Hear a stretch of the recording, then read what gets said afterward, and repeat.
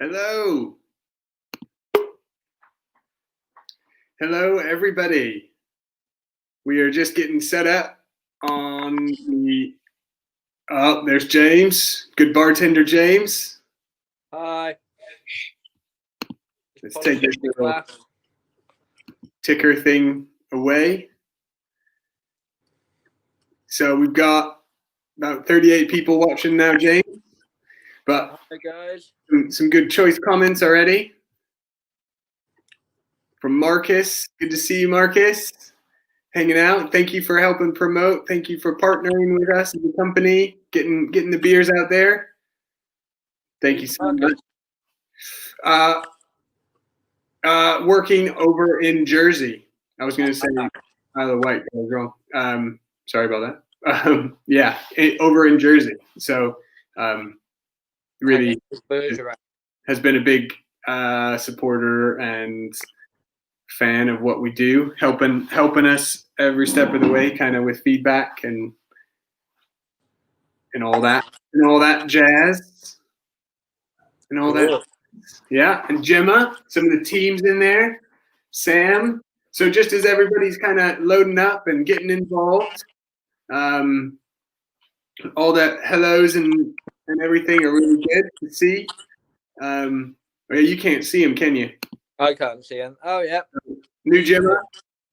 Good evening. Good evening. What are we going to I want to pour a beer, James. Yeah. What beer should we Well, I've already opened one, so I went for the Wild IPA because I was having dinner. Ah! Yeah. Wicked. Had a nice risotto. Okay. Complimented it. All right. Andrew Cooper with a very somber hello. Hello. Thank you. Hello, sir. I saw that Lirapip we drunk earlier. Yeah, the other half of Wild Beer Company, Andrew Cooper. The other half, as if it's just Andrew and I. That would be really weird, actually. It was, just like the good old days, eh?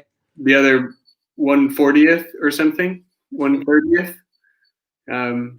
But yeah, I think Marcus. I think you even were you able to get some of your team and your customers involved in this tasting as well? I didn't really catch if how that went, but if you could respond, I'm just curious to see how many people are in that are from with you. Yeah, Andrew is the other 133rd. 33rd? 133rd? 133rd. Anyways, this is the stuff that we don't really need to be rambling about. And I'm just letting you roll with it.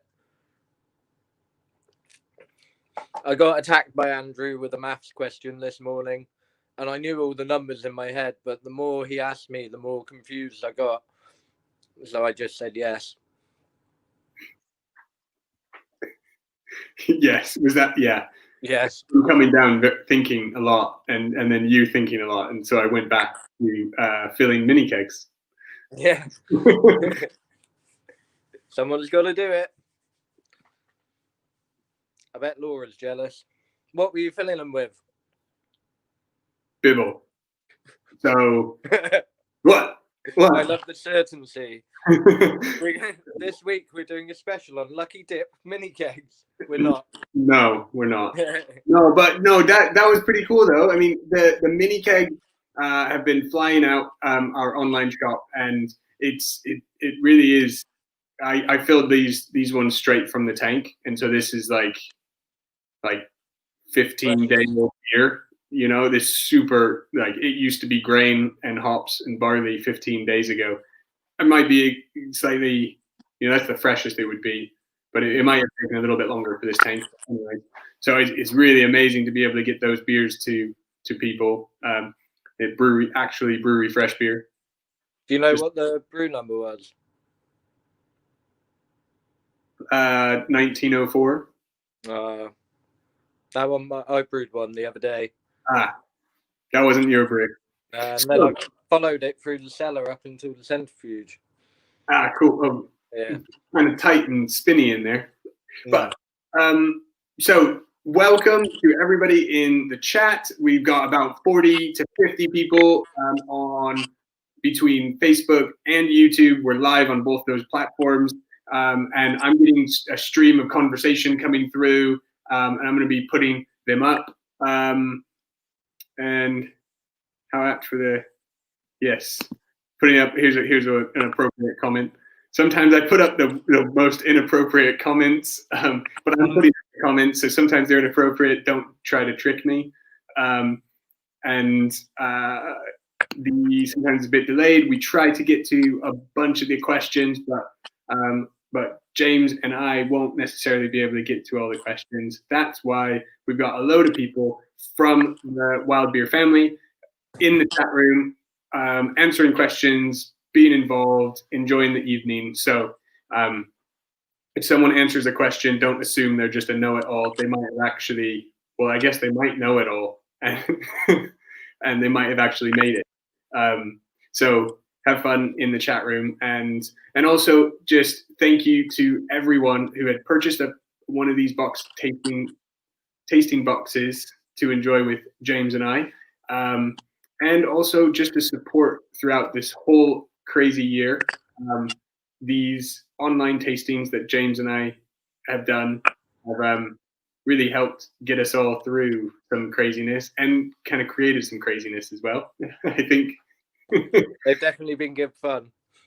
And it's been a while since we've done one, apart from the one for the Belgians. Yeah. So we got to do one recently, didn't we? And that was for the Belgians. There was our Belgian importer, I think. Yeah, Christoph. I can't remember what the podcast was called, or the video cast. Uh-oh. But it had a good name, didn't it? I'm going to get in trouble for that. Yeah, it'll be all right. They'll forgive us. But that was a special one just for people who bought the box in Belgium. Yes. Mm. Yeah. So we're starting with Wild IPA. Good observation. Sorry about that, Alan. Starting with Wild IPA. We only got 4 tonight, so it could be a record short show, or it could be amazing how long James and I ramble on for only 4 beers. It could be one of those two. We're going to try and meet in the middle with that. Yeah.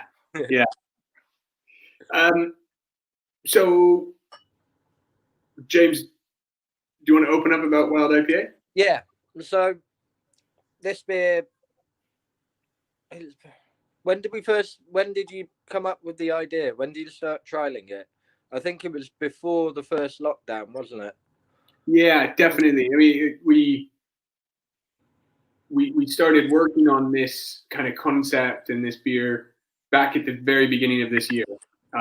If not before, to be honest. Mm. And I can keep rambling on about that, but that's the short answer. Yeah.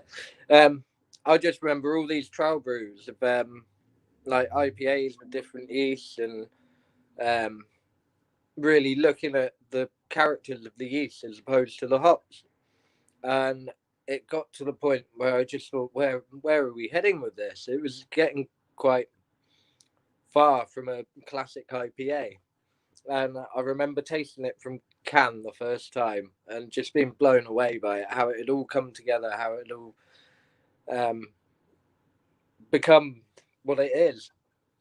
Kind of all married up. Yeah. And we love to joke about how it's meant to go with food, but it really does go with so many different foods. You know, you drink it with a curry and it feels like a lager. I just had it with risotto and it was real nice, and you got some lovely esters from the yeast and the hoppiness cuts through really well. It's a very, what's the word? It can do a lot of things, this beer. Very adaptable. Yeah, adaptable is a really good word for it.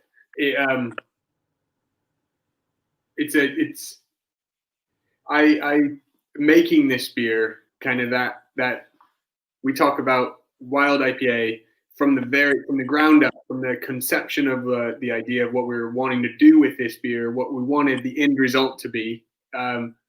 wanted that end result to be great with with food, kind of full stop. So all food, that's the goal. And can we do that? Is any beer or any wine or any drink really going to do that? I'm not sure, but we have given it everything we got to create this one. It's not that we just gave it a go. We really put a lot into the ingredients, the yeast, and so to do that, one of the key ingredients, or aromatic ingredient, is the hops in it. It's an IPA, so let's talk about hops for just a minute. It's the key hop that you can really smell and taste is a hop called Talus. And Talus is a brand new hop to the market, really. There's not kind of hops take about 7 to 10 years to develop into being a commercially viable, horticulturally okay for farmers to invest into planting the rhizomes and growing it and actually getting a financial return. So it actually takes about 7 to 10 years to go from a trial hop, what do we call it? Experimental hop is what we say, to go from experimental hop to a full-blown commercial hop and to get a name.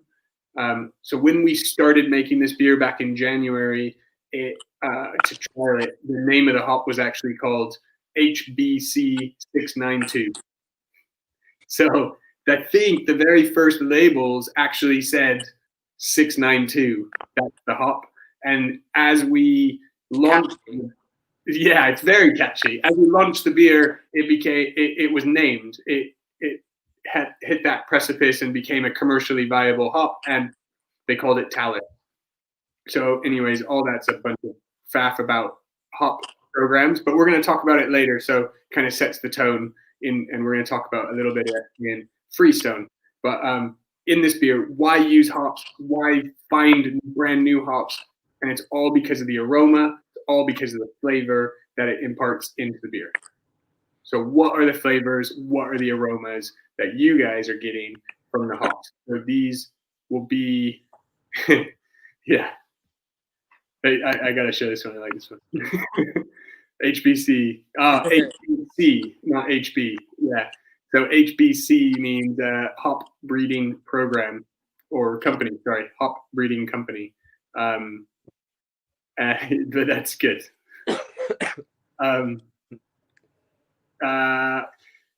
Yeah. So that's a key element of this beer is the hops, and that's a key element in every IPA. But what really makes this beer amazing, and as you guys think about it, think about kind of what aromas, what flavors you're getting. I'll tell you about the yeast, and you can just comment those questions, not questions, comment those statements if anybody's bold enough to. There's no wrong answer there, but in making something that's going to go well with food, what we wanted to do was have something that, as a chef, I used to be a chef before a brewer, and not only do you work with those salty, sour, bitter flavor components, but you also look to build a flavor or an essence called umami. And it's a bit harder to explain. It's a bit like savory and salty together. And people say I'm from Canada. But it's so in brewing, we don't usually talk about those flavors and that character, that umami character. But in order to make a beer and a drink that go well with food, you've got to be able to think about that level of, when you're eating, you're looking for umami. So these flavors are a balance of umami, like mushrooms or marmite or meat, like stock from like fish stock, chicken stock. These things, you're extracting umami out of like the bones or the vegetables or the fermenting kimchis or fermenting mushrooms and all these things. They create this really earthy, deep note, and you just add a little bit to your stocks or your soups, and it elevates that dish. In brewing, what we do at the brewery is the fermentation is key to creating balance and like drawing all the flavors together. And in this beer, we've developed this like triad of fermentation. So we're using ale yeast, we're using red wine yeast, and we're using white wine yeast.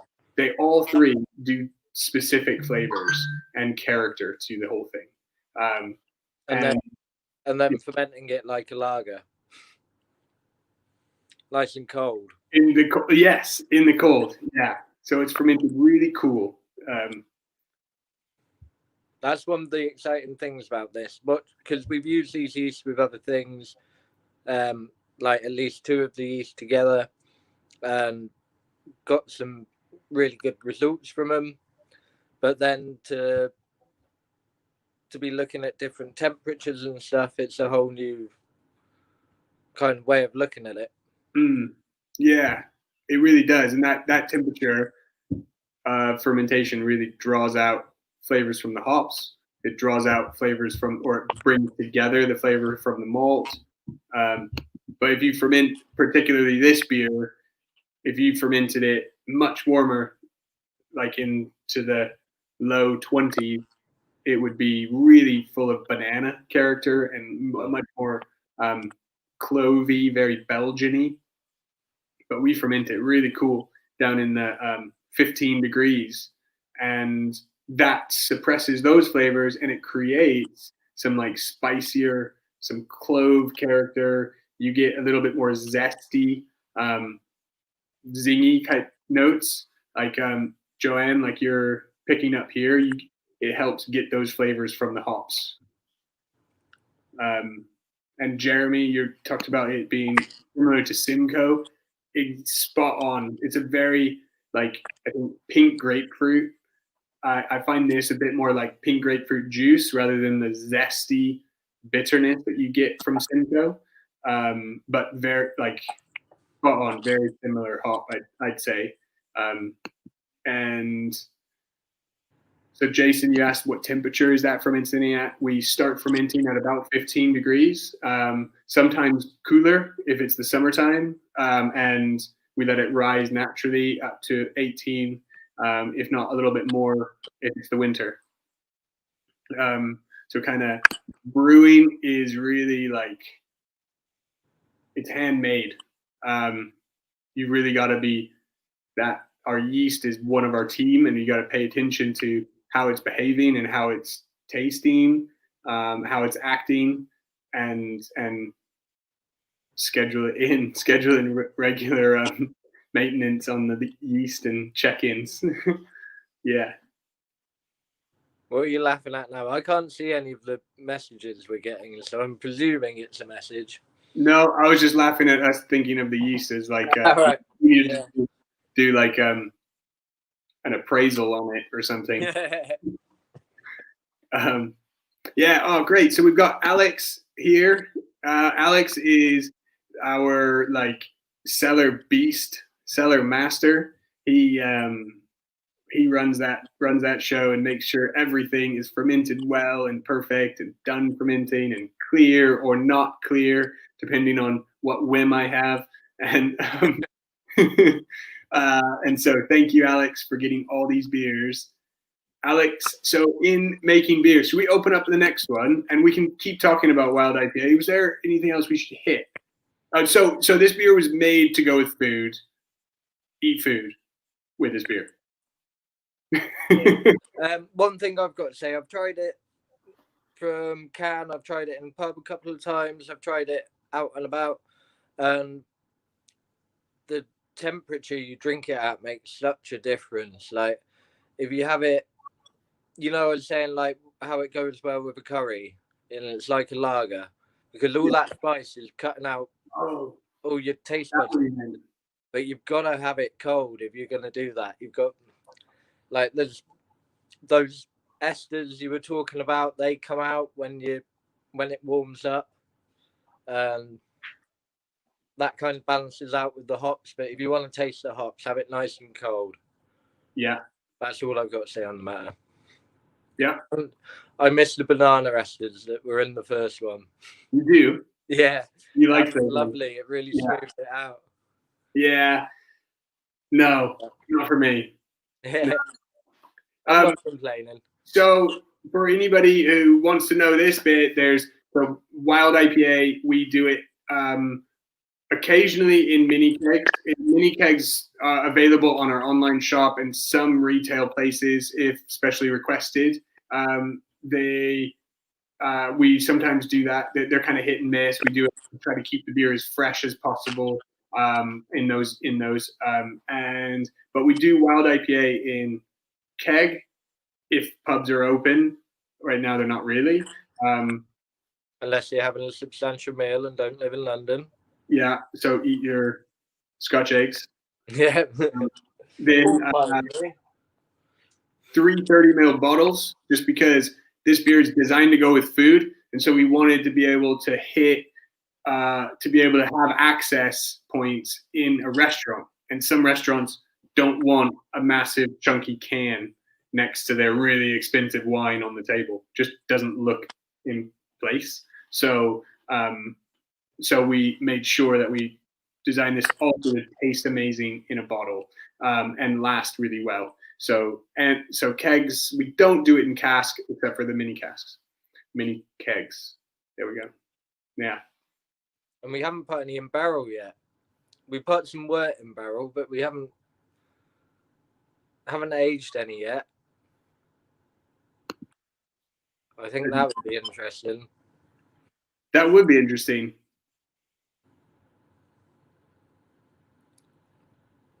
I'm just going back through some of the questions. So yeah. What are we going for next? This one? I think so. Yeah. Good. Do that. Pint glass out for this. I got a pint glass as well. Oh, which pint glass do you got? Gone for the Yeah, we're not really a pint glass brewery. Unless you're drinking with Marek. Yeah. Well, then you got to have science. Yeah. But so this beer, Freestone. It's always backwards. Right down. There we go.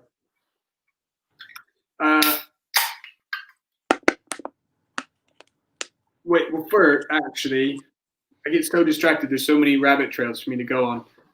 Gosh, 2020. Oh, God. 2020 gave us loads of things. One of the things was Wild IPA. Another thing was 440 ml cans instead of these little stubby 330s. We weren't able to do these before lockdown.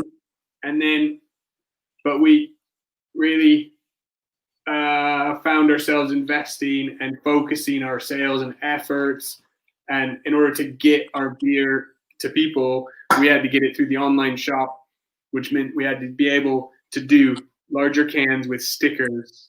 And those were all new things. So there's never underestimate the time it takes for an engineer to set up a labeler or get a labeler, and also to create all the equipment needed to do big cans rather than small cans. It's not that easy, just snap your fingers and it's done.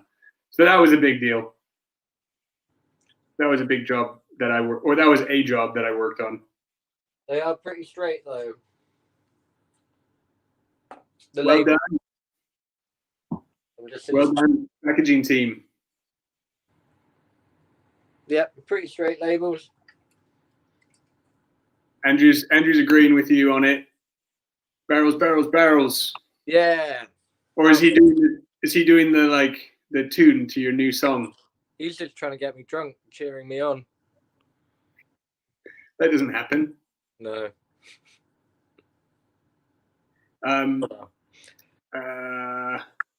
So I'm just trying to catch up. I'm trying to read faster. Sorry, everybody. And I'm smelling, which is distracting for me. So Freestone. Freestone is a beer that is mint. It's a juicy, it's a soft IPA. It's meant to capture those sweeter, juicy flavors rather than those zesty, bitter, pithy type characters. So you might, in a juicy IPA, you might find more mango juice, pineapple juice, peach. What else? Papaya. Rather than a West Coast melon. Yeah. Oh, that's exactly. Rather than on the flip side, you can have a West Coast IPA. Have one somewhere in your fridge. There we go. A West Coast IPA, which we'll talk about in a minute as a sneak preview, just to get you all that you don't have it. A West Coast IPA is really bitter. It's got like grapefruit pith. It's tangy and zesty in your mouth. Where this one should be softer, more pillowy, and that's all down to like the different minerals that we use. So calcium chloride, different levels of sulfate, calcium sulfates, and just table salt, as well as the malt used in this. So this beer has oats. This beer has buckwheat. This beer has barley, and I think that's it. And I think Sam might pipe in. Sam in the chat room is head brewer at Wild Beer Company, and I'm the brewing director, creative director, I guess. Just so people don't get confused. Sam knows his stuff, knows his things, knows his things and stuff, and I'm making it up. I'm the blagging brewer. And I learned from Brett. Well done. From me or the yeast? The yeast. So in Freestone, this is a juicy, hazy IPA, or some might say New England. But we say it's a NZ IPA, New Zealand. Sam is spent 11 years down under. There we go. I was going to say 14. Sorry, I just remembered our conversation the other day where someone said, "Sam, what are you, Yorkshire or Australian? You've got to choose." That was me. Can't be both. But he spent 11 years down there in New Zealand, brewing down there, and really got to know some amazing hops and some of the amazing industry folk down there. And he, earlier this year, we were doing a one and done kind of cask special that was all focused around finding new hop varieties for us. But a lot of that's down to like brand new experimental. So when we were doing those back in February, Sam called up his mate down in New Zealand. I'm now blanking on his name. I've written it down. George something or other. That's all I got. George at NZ Hops. Give you a shout out. And he called up George and said, "Do you have any experimental hops coming out of New Zealand? Some brand new things that we could get our hands on?" And he found this hop, which didn't have a name when we started, but has subsequently been given a name. So it's also broken that barrier. It is called Nectaron. And Sam was really trying to get as much stone fruit, kind of peach, juicy, apricot, melon kind of notes. That's what he was aiming for in this beer. And I really get that. I am not going rabbit trailing, if that's what you're saying, Andrew. Oh, what's under that hat? Never mind. This is all I can see from Andrew's comment. I thought he was saying I was following a rabbit. You're a magician. Which is not unlike me. But it's not asking me what's underneath my hat. What do you mean? What do you mean, Gareth? You did just take it off. Yeah. Did you put something in it?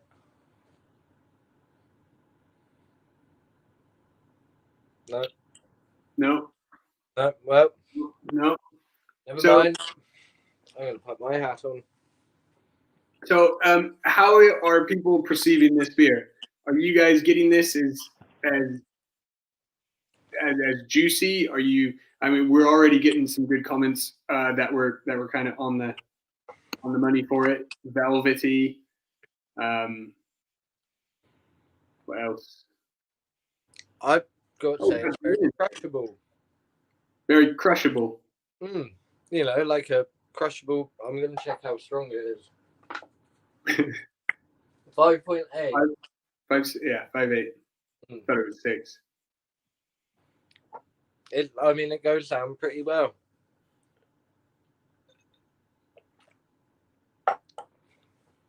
It's nice. It's a nice beer to have out just before Christmas as well. You want a nice, easy drinker over Christmas. It's a bit stronger than it feels, maybe. Slightly piney. Yeah. So piney is a really good term that I find. I get piney. I smell piney character in lots of hops.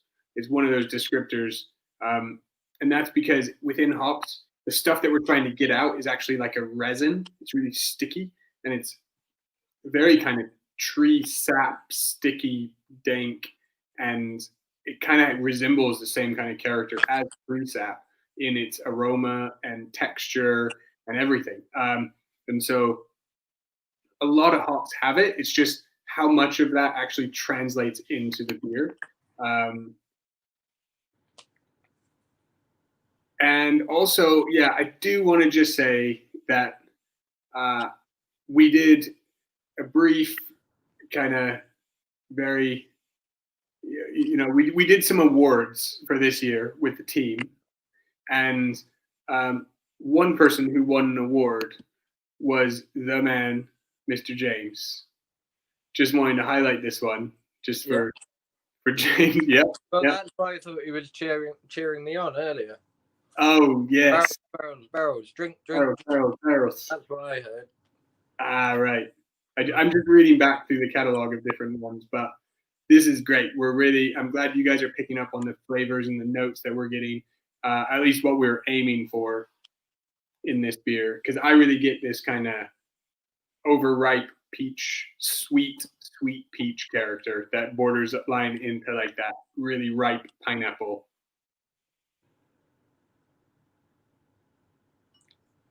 So I don't know if I'm getting mango right now. Lots of people, a really juicy, fleshy fruit. Yeah, a lot of people have talked about that mango as a descriptor for this beer. And when I smell it, I can picture it dripping down my chin after biting into it. Great. I've got that picture now. Yeah, like proper Robinson Crusoe kind of stuff. So Desert Island. Oh man, that is a good one. I'm liking that. Thank you, Sam, for brewing that beer. Yeah, getting that beer done in the bag, and in a format that we can taste. Because with the cask specials, I'm sure they're all great, but we could either taste it from tank or from a cask, and they didn't get sold around here that much, really. So we didn't really get to taste them. Good work, Sam. Yeah, and so after this beer is going to go into not hoppy beers. So I'm going to just try to get any hop questions or statements just kind of acknowledged, or they're just really good comments. Had someone saying like, what's our take on like West Coast versus East Coast IPA? Does it matter? What do you think? Sorry, I'm not catching everybody's names on all these, but I saw another one, just changed it here. Both delicious, but are they technically IPAs or just PAs? Like, there's so many technicalities, and so what Michael's talking about here, for those who maybe don't know, like IPA is India Pale Ale. Historically, it's a really important beer style and history of beer. And there's all types of nuances and semantics, nomenclature that go into how you name beers and the style differentiation. In England, pale ales, IPAs generally are lower in alcohol for the English market, and versus in America, beer, American craft beer is much stronger in alcohol, and so IPAs are generally from like 5.9 up to 7.2, and then double IPAs are like 7.3 up to 8.3. So in this country, an IPA is kind of these weird Venn diagrams that you can find great examples of IPAs that are lower alcohol and higher, and we try to be honest and real with what we do, but it just is hard.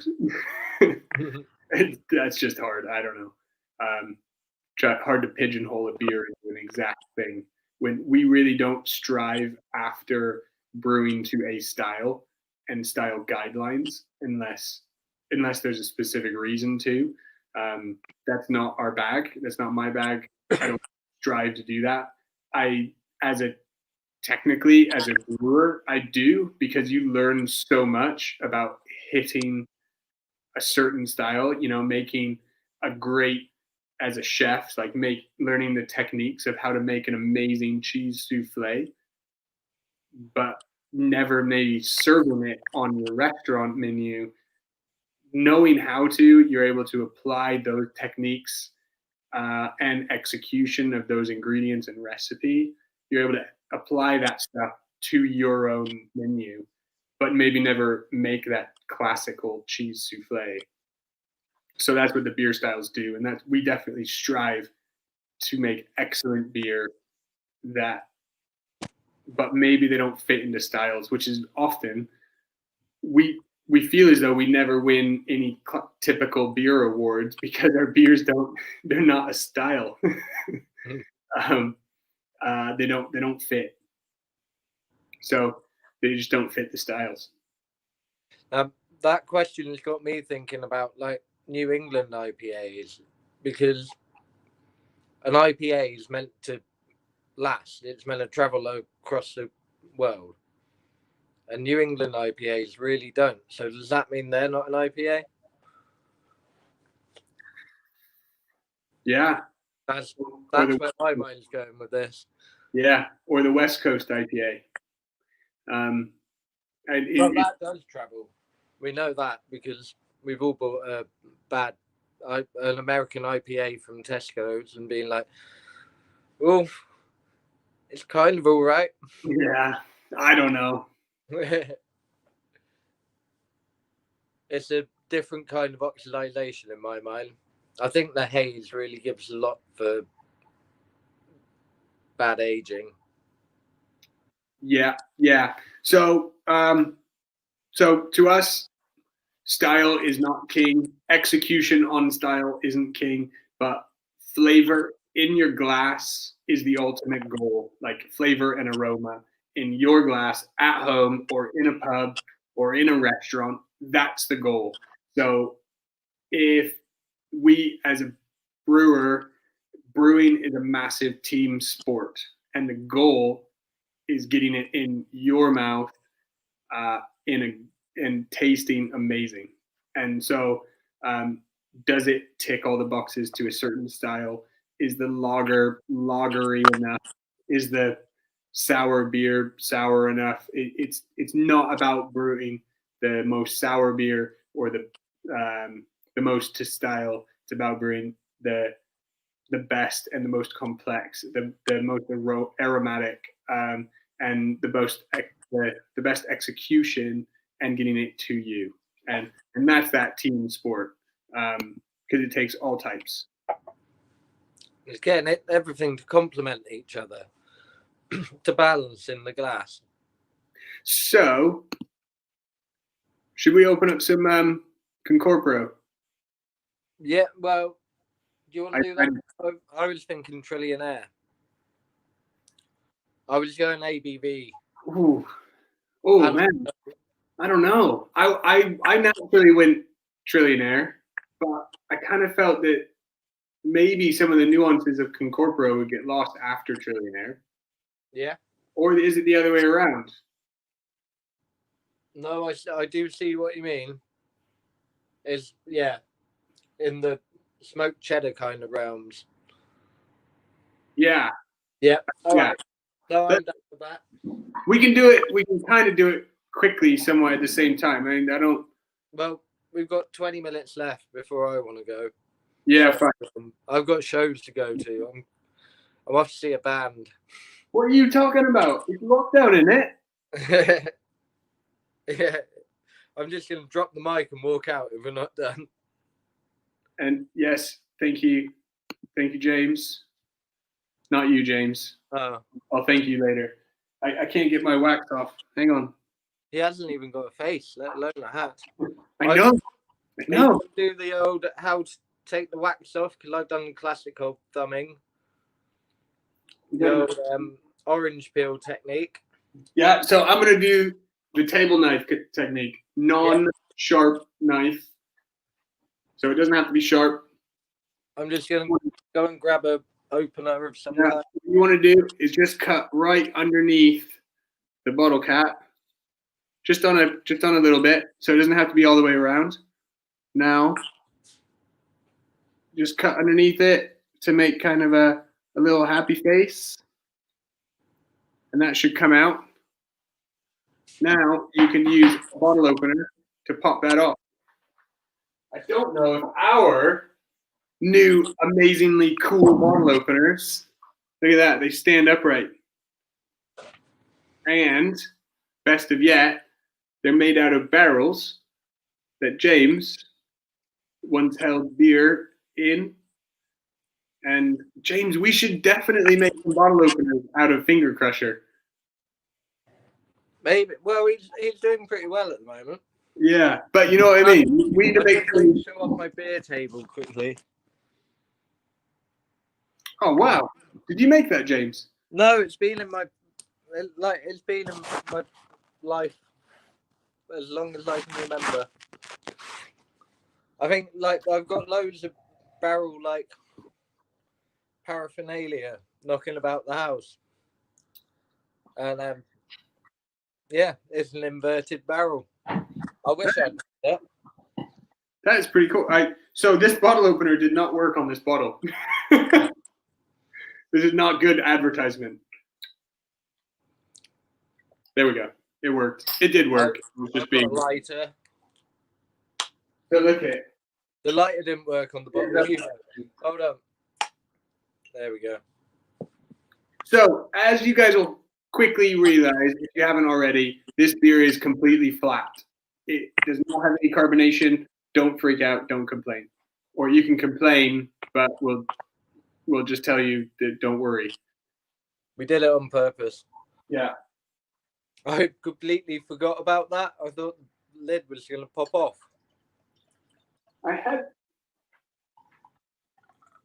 So what temperature are you serving yours at, Brett? I'm here. Sorry. Just looking for something. How warm? Is yours been in the fridge or is it? A bit more room temperature. I prefer to drink my Concorporo more room temperature. Yeah. Myself too. Wow. Straight away on the nose, you get this oomph of some classic cordial. Right. And then this is incredible. And this beer is getting better and better, like by the day. It's just amazing. I'm sorry, it just kind of it leaves me kind of at a loss for words because it's like not like a typical beer. It's not carbonated. It doesn't have that. I don't know. For me, I'm more desensitized to bitterness, so it's not that bitter to me. But I know others who are not as desensitized to bitterness. They think it is bitter, but it's got this rich, long, chocolatey character, and oh my goodness, look at these. Gemma, yes, exactly. Matthew, yeah. I hadn't thought about the bitterness. It's there, but it's like really high up in your palate. It's not like a lingering bitterness from a hoppy IPA or anything. It's like, hey, Joe. Yeah. How's it going? Cool. I think there's some tartness from the berry. There's some tannins from the skin of the berry. Is it a berry? I'm saying berry. Yeah. Right? Well, yeah. It's black currant. The currant. I'll say currant. I just forgot. Berry. I think. I'm no horticulturist. You get some of this like bitterness but also tannin and bitter. It's almost like the difference between those, I think, can be confused similarly to like umami and savory. Those are different, just like bitterness and tannin. And this one, I think, has both of them. It also has chocolate in it. So not real chocolate. Well, it's got wildebeest, right? Oh yeah. Hang on, I gotta let my cat in the kitchen. Hang on a second. Keep talking, or just talk. It doesn't have dairy milk in it, if that's what you're on about. Yeah, it's a really nice surprise. I tried one the other day, and I was getting a lot more acid from it because the black currants that went in there, they were really acidic, really bright. And we kind of, when we were blending it, we had to tone that down. We used Barrel of Delusions of Grandeur, 18% stout. Crazy big stout. Yeah, so I think we've got 3 barrels of that left. So we're going to be brewing some more of that soon, hopefully, or something similar. Yeah. Probably something inspired by the learnings of how we brewed this little fellow here. It's got some Ninkasi in there to just add that celebration. And yeah, the wildebeest. So a hint of coffee as well. It'll wake you up in the morning. Or evening. It'll wake you up in the evening. I love this. Is it a beer? Is it wine? What is it? Don't know. It's not to style. Yeah. I mean, to style it is a beer, but an uncarbonated, tannic, fruity, juicy wine-like beer. I'm going to be a bit wanky and say to style it's not beer. Maybe the category in this tax bracket of country, this bracket, it's a beer. So this type of beer is, so when Andrew and I set up the Wild Beer Company, we set it up so that we could discover what making sour and wild beer is like in Somerset. And we didn't know exactly what it was going to taste like. We knew that we could do it. We knew that it would taste unique, that it would taste good, but we also knew it would take time to develop the bacteria and the yeast to find them, because we find yeast and bacteria on apple skins, on flowers. We find it in grape skins. In this particular beer, we're finding the bacteria and the yeast from, black currants, local black currants to Somerset. And all these things create unique flavor. They're out there for someone to make beer and drinks with. It's not hard to find, but it just takes someone to go and do it. And that's what we set the brewery up to do. To just basically go and do it and discover it. So it's a really cool this one and some other projects like this, and a lot of the projects James works on is exactly what we set the company up to do. Not only to discover things, but also to kind of blur our own lines between what beer is and what wine is and what spirits are, or, that type of, the flavor impact at least. So this one is one that I know we want to do a bunch of new iterations of these kind of like fortified, bold, big, rich type characters in some special one-off beers. So really, if you're liking this one, please let us know. Give us that feedback, because we'll be getting more and more creative. And knowing that people are liking it helps us know that we're on the right track. Or knowing that people are not liking it is also helpful. So definitely give us your feedback. So this beer, the blackcurrants, this like the third alcoholic beverage made by these blackcurrants. We got a big batch of them back in, was it last year? Yeah, it wasn't that long ago. We made Current Affairs with it, which was one of our first dry hop sour beers that we made. Really nice. And then Martin at Pilton Cider, he had a ton of them, or half a ton of them, and he made a blackcurrant drink. Oh, Scarlet Sharp. So we tried Scarlet Sharp and Current Affairs next to each other. I have a feeling he even dry hopped that. So we're like inspiring each other to work on this. Martin is just down the road. Like, he gets in touch when he wants to buy barrels. Oh, what should I buy? What should I do? We've done some barrel swaps and stuff, and done a couple of collaborations, and he's great.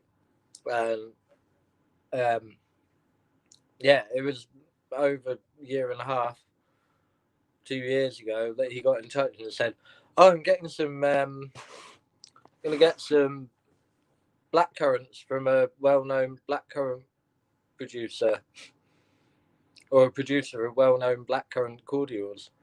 And it turns out these blackcurrants are growing outside my son's house as well. Really? Like, yeah, he lives just up the road next to Borough Hill, and there's like a field right outside. You walk out of their garden, there's a field of blackcurrants there. Wow, that's pretty cool.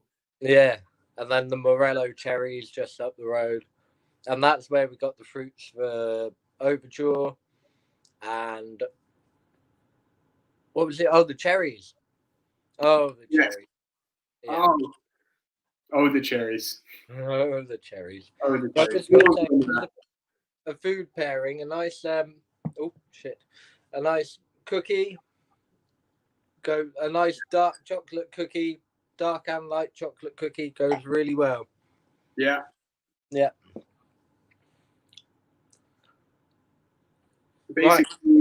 Basically your Christmas cheese course. This beer is going to go great with it. I also had really good success with.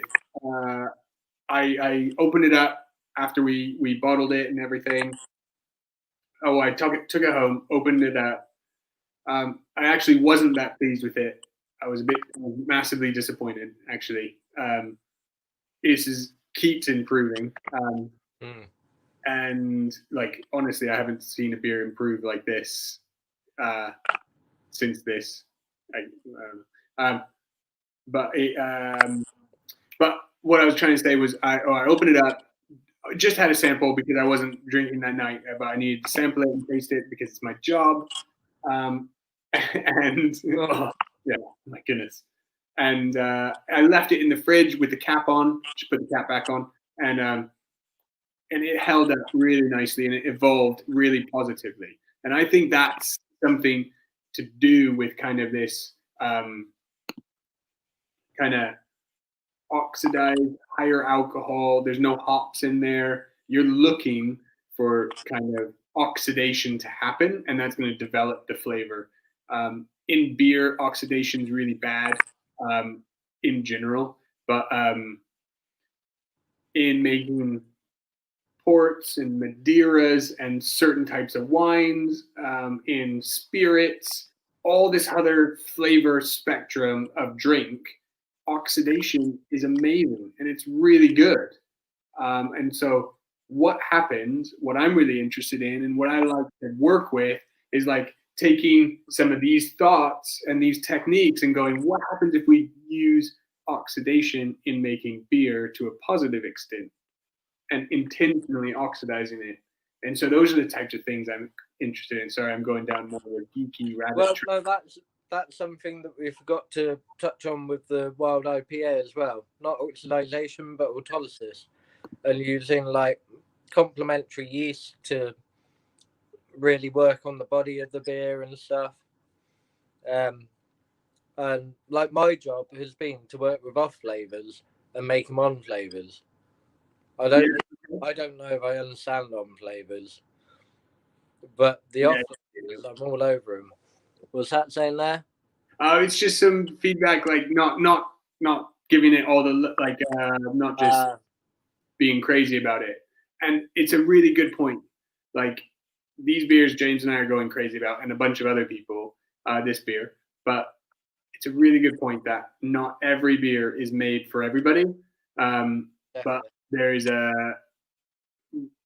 but everybody's made for a beer, for sure. And unless you're a celiac, then maybe you're not. Well, you can get gluten-free beers. Oh yeah. I always wonder about how our dry beers, like diastatic beers, AMG beers, whether they actually contain gluten or not. I'm not going to ask any celiacs to try it. I have had celiacs that said they'd be happy to try it because they love beer. But yeah, let's get to the last beer, James. Yeah, we better have, because we've got 3 minutes. Yeah, and 3 minutes to do Trillionaire. Oh man, come on! Yeah. I got at least 10 out of you, I'm sure. Maybe. I used up my Trillionaire glass. So this beer was super exciting because of the process. We've talked a lot about what we do, and I think that's the thing that keeps us going, like the excitement of making a beer like this, like the super high gravity. We've spoke about delusions of grandeur and 18% stout. This beer started with a higher original gravity. It started with more sugar than that did. If we fermented this all the way down, this would be like, what would it be? 17, 18%? No, 20.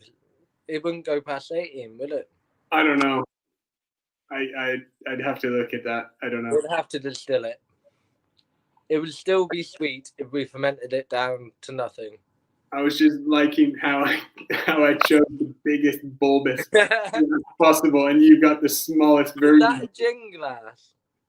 No, it's like a Pinot glass. Is that, yeah. No, it's not a gin glass. Not gin. No, it's not made for ice. No. All right. Is that like a ladies who lunch wine glass? No. Oh. Trillionaire is crazy. Honestly, thank you for all the feedback that you guys are coming back with. Really, really helpful, and we do actually take it on board. So, hello, Yonder Brewing. Oh, not them. Oh, not them. Hi. Oh no. Which one is it? Do you reckon? It's probably Dave. It's probably Dave. Yeah. Well, they said this. We would say chug, chug, chug. Chug. Is that Dave? I can't imagine that too. I think that's Stu. Definitely Stu. Is it? I don't know. Well, maybe not, because he would be watching the show that I want to watch now. Which someone else said something about it. Well, so the Cardiacs. Woo! Is that what's on? Yeah. Oh, on YouTube. Yeah, that's why I've got my 1970 something original single. a £100 birthday present. So Yeah. the beer. Sorry, let's get the beer. The beer. I found this beer incredibly stressful to make. Not just to literally make, because the whole team brewed this beer. But you did brew the pilot batch. I'll go give you kudos. You did start a beer boiling and then come back 6 hours later and wonder why it wasn't boiling anymore. Yes, I did that. This beer took 2 full days, but we started it half of the day before. So it took 2.5 days to make one batch of beer. Usually, we would have made 5, if not 7 batches of beer in that time. But historically, looking at Delusions of Grandeur, which was our first super high ABV beer that we did, that took 5 days or 5 brews. Yeah. So it may have taken 3 days, maybe 3 to 5 days. Yeah. So we've got a higher ABV. We've cut down that brewing process, and we didn't add any sugar or anything. It was all malt.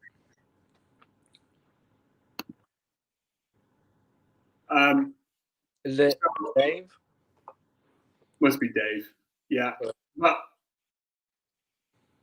some serious thickness, richness. This beer is not like a typical big stout. It has the same amount of sugar in it that most beers start their fermentation at, if that means anything to anybody. But you get big flavors of licorice. We have apricot in there in the form of like a jammy type, what's that called? Concentrate. It was like this really cool tasting apricot concentrate, like jam character. That brings some really nice cleaning acidity. And there's no added sugar other than that apricot concentrate. But there's loads of chocolate, lots of cocoa nibs. The spices in there is like ginger, allspice. I had them all in my mind just then, and I just lost it. Cinnamon. Yes, and nutmeg. Mm. And sorry, Lebkuchen. Yeah. Yes.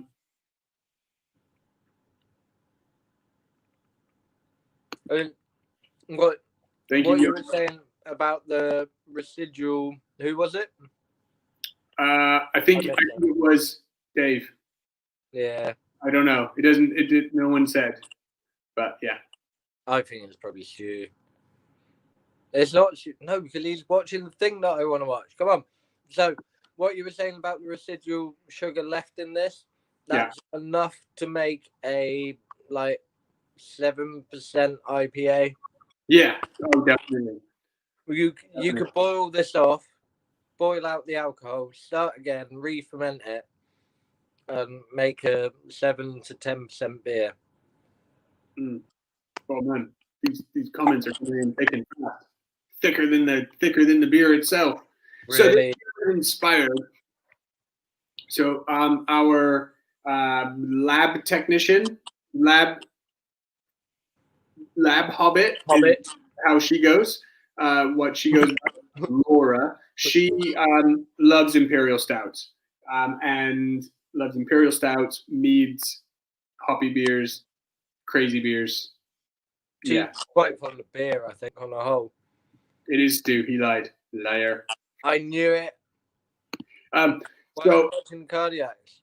So we talked to her, talked to Laura, and Laura, let's develop a new imperial stout, one that we haven't done before. And she was like, I really love lebkuchen Christmas cakes that you get from Aldi and Lidl.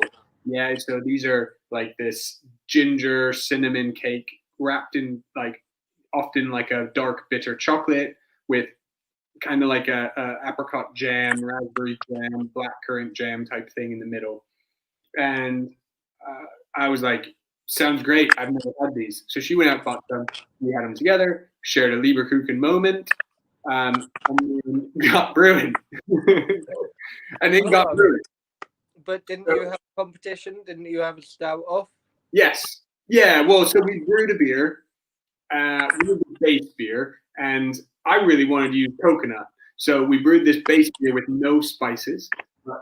Very off the wall for us. We used huge, like just the beer itself that we made was crazy and epic. And then my half of the beer I added loads of coconut to. I toasted all the coconut. It was incredibly aromatic in the brewery. It was great. And then Laura added loads of apricot jam and also spices. Got those together, and why I say this was a super successful beer was because I gave it to Giles, sales director. He had it, his eyes lit up, going, "Wow, I really like that." And then I gave it to Andrew, and his face like furrowed, and it was like, oh, I don't know who I'd sell that to. I don't like that. And so it was just like, whoa, this is a divisive beer. This is pretty cool. And from that in conception and that like little pilot batch of beer, we really found, and then scaling it up, it really shows like scaling up beers from a trial batch is really hard. And really, we always end up doing a better beer. Hey, what's going on with your microphone? Sounds like you're like, is that my phone, my microphone, or yours?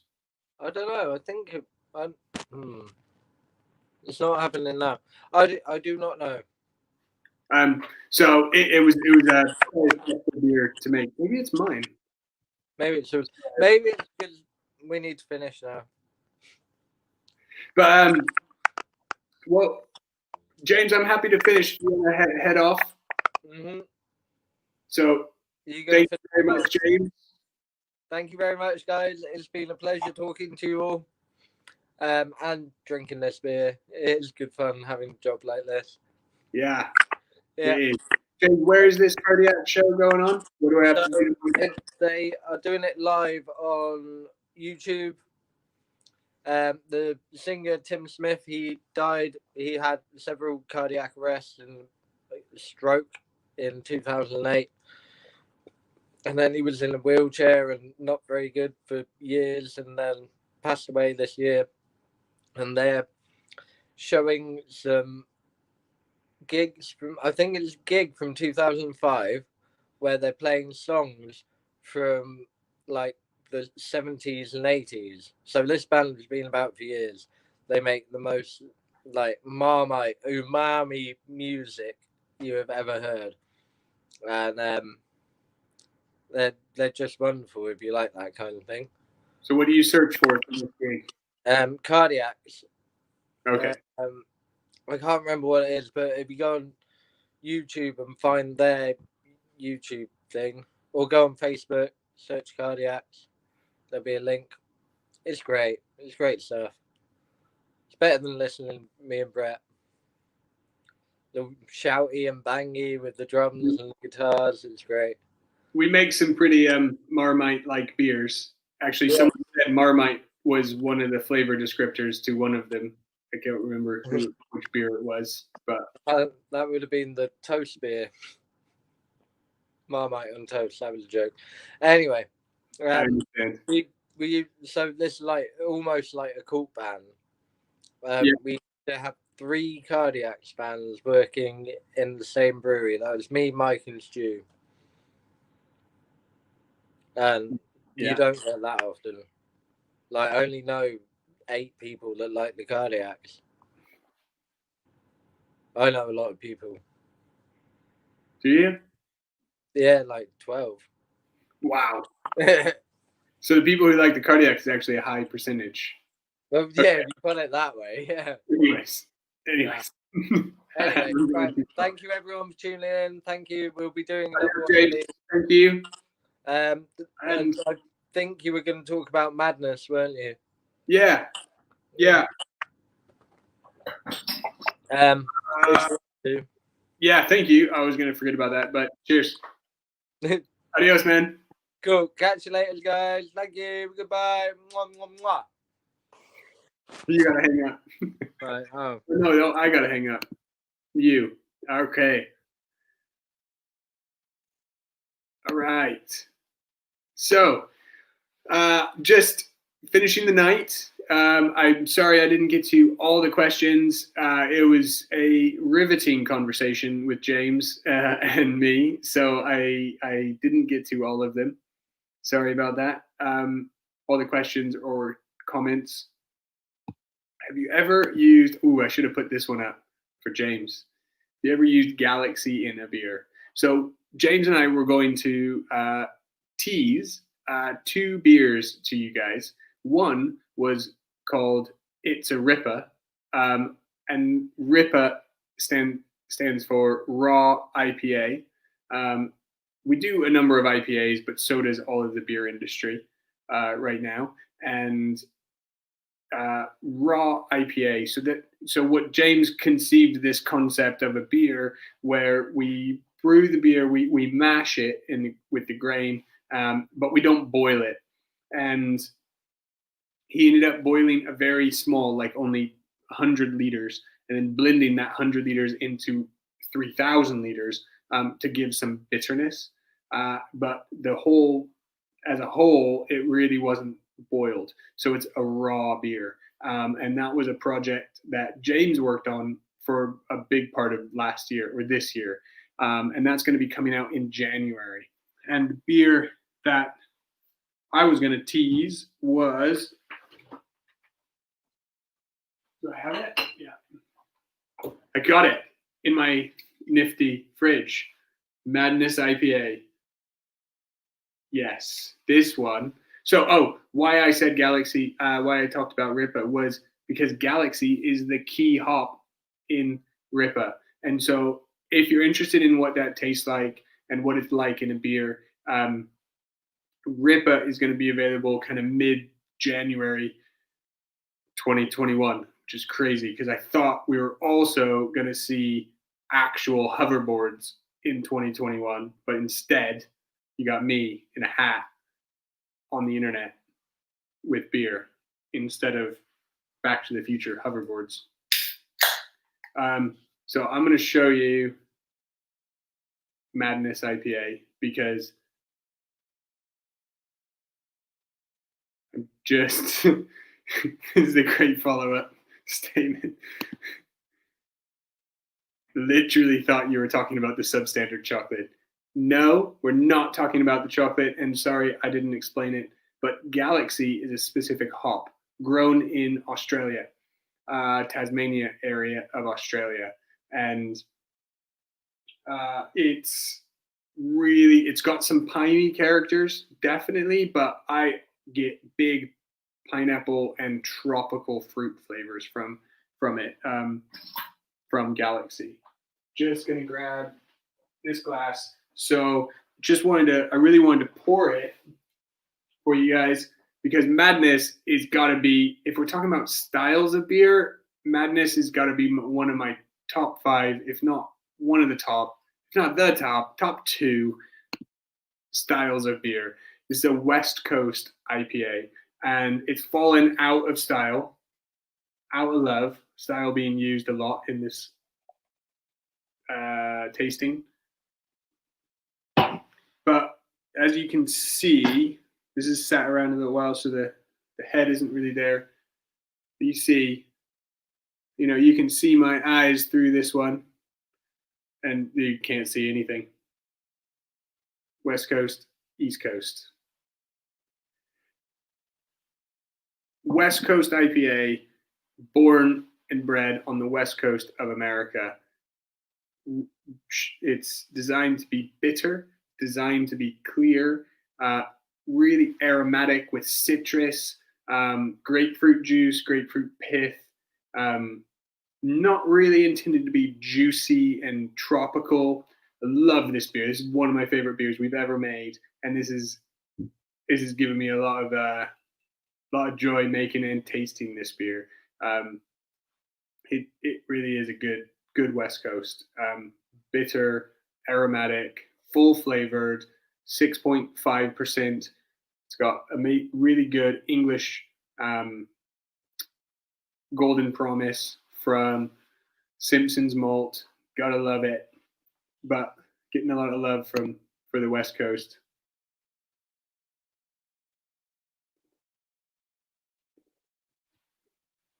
So just as a quick unique one, because this isn't a full tasting, but it's a West Coast IPA, but with new school hops. So that's talking about those hops that give those tropical fruit flavors. So instead of going for the Citra, the Simcoe, Columbus, Cascade, Centennial, those are all hop varieties. Those all give pine, grapefruit, lime, lemon, orange zest. They all give these pithy, bitter aromatics. Instead of only going for those, I also went for Equinaut and Sabro. So these hops are brand new to the industry, and they give a big tropical hit. But so what this West Coast IPA is a little bit of a mashup, but it's heavily weighted towards the West Coast. So it's a mashup of some of these tropical flavors, but it's definitely bitter, it's dank, it's piney, it's citrusy. It's really lovely. So that was a sneak peek into 2020, January 2020. Sorry we didn't have the Ripper to tantalize you at the moment, but just looking to see if there's any questions I really need to try to hit. Loving it, Alex. Never goes out of style. So we have some amazing teammates and people out in the chat from the brewery. Alex and Jane and Sam, Gemma, some past teammates like Stu from Yonder, or Joel, who is not a brewery anymore but working at another company, and Richard Simpson, kind of a teammate.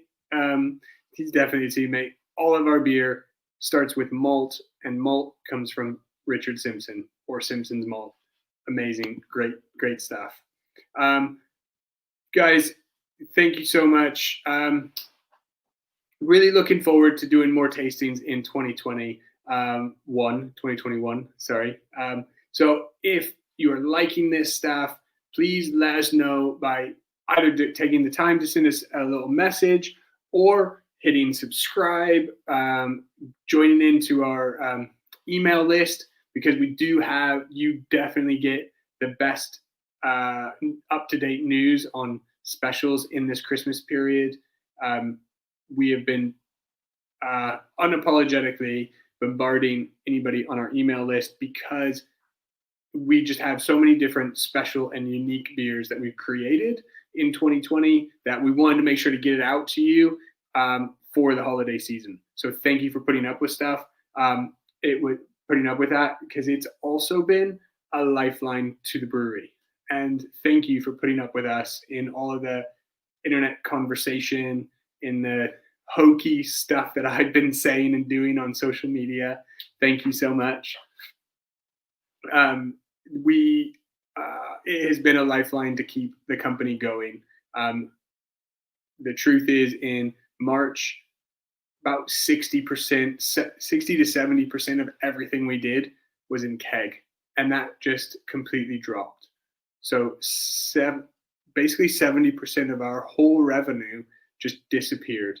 And in the matter of a few weeks and months, not only has yourself and public helped turn around those sales and change the business, but our team. So thank you so much to the Wild Beer team, who's really turned our ship around to be able to satisfy a different direct to customer, not a different customer, but a direct to customer type thing. So thank you so much to our team at the Wild Beer Company, the other 33, 32 people, other than myself, who have made this whole thing happen. But also just thank you to you guys joining in, making this tasting really good. So just like Joanne, I've seen you in a number of different tastings, so thank you so much. And there's been some other comments about other people saying they've been really informative, and it means a lot to us to have you guys alongside us making all this stuff. And yes, go for a pee. Don't worry, you're not going to miss anything important.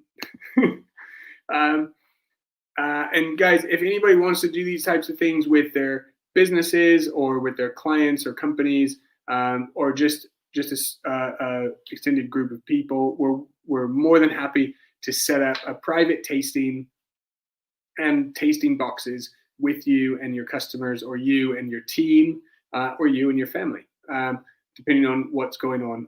And we can set that all up. Please get in touch with us on the online shop, and that you're interested in a private tasting and you want to know some more stuff about that, either corporate or private, whatever you'd like to know. But thank you so much. And this is going to be me signing off.